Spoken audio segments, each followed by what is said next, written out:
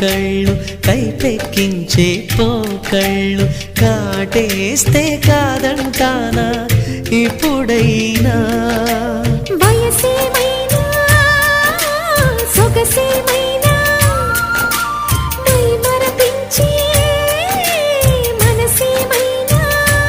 నవ్వు నవరాత్రి నీ కోసం తీసుకువస్తున్నా మైనా ఏమైనావే మన్మథ మాసం అయినా ఎంతైనా ఇది మెత్తని మోసం